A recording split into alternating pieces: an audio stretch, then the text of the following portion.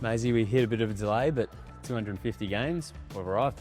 Yeah, I was a bit nervous in training today. Just wanted to get through to finally play it because, yeah, it does feel like every time it's gotten close, we've had a little hiccup. So, very happy. You're a Darwin boy. How did the early life contribute to the journey and where you are today? Oh, yeah, coming from Darwin, a little place called Palmerston. It's a little bit outside of Darwin.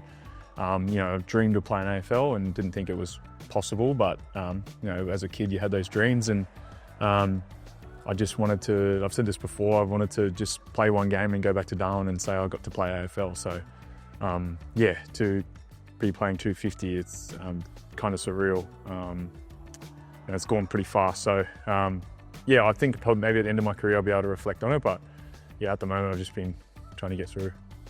You now actually played more games for the D's, but started off your career at the Gold Coast. What are your memories of those days in the Suns? Yeah, it was an unreal experience. You know, starting a new franchise and you know, a young team, and you know, trying to build the game up on the Gold Coast and seeing how well they're going now and how big the AFL's become there is awesome to see. Being part of that first sort of team, and you know, probably fast-tracked my career a little bit because we were a pretty poor side early and faced a lot of big defeats, and so a lot of adversity early in my career. So yeah, I felt like that's sort of toughened me up pretty quickly and built some resilience and sort of spurred my career on.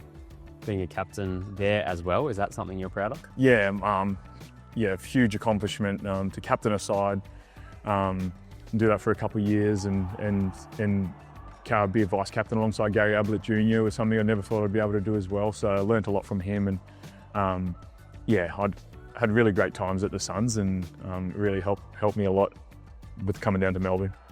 Being a fullback, you get to play against some pretty incredible footballers across the journey. Are there some of those that stick out to you? Oh yeah, it's I was actually having this chat the other day. People ask you, you know, who do you like playing against, and there's no one you like playing against because every team has a really good forward. So it's a big mental toll each week preparing for the best forward, and one, trying to beat them, two, trying to come back from a loss or being beaten by the forward. So over my career, early days was definitely Nick Riewoldt, was just an aerobic beast. Just couldn't run with him, so he was incredible.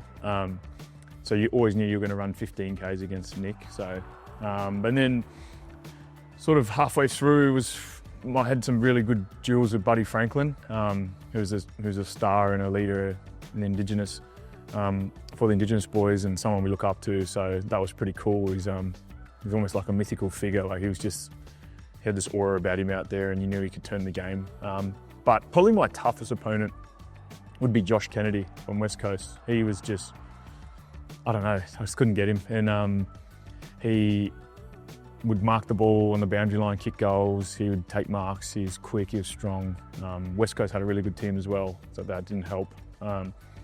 But nowadays, I feel sorry for young Disco Turner and Jed Adams, because there's the King brothers, there's Sam Darcy, there's all these 200 and something centimetre forwards that these boys are going to have to play on for the next 10 years. So thankfully I didn't have too many of them early in my career.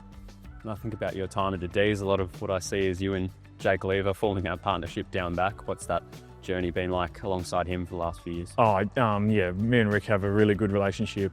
He's a very different player to me, different person. We get along so well. We have a great rapport.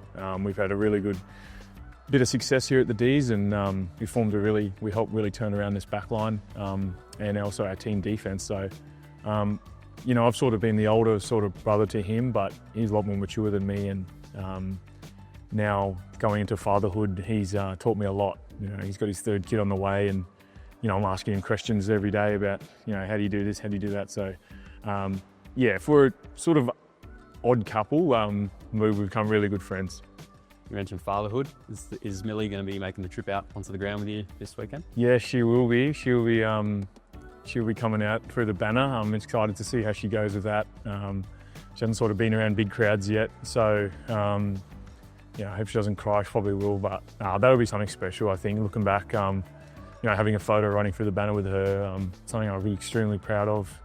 and something hopefully she's proud of when she's older and she gets to see that she's got to experience that. She's nearly won, so she's got no idea what's going on. But yeah, I'm looking forward to that just as much as the game, I think. Congratulations and good luck on Saturday. Thank you.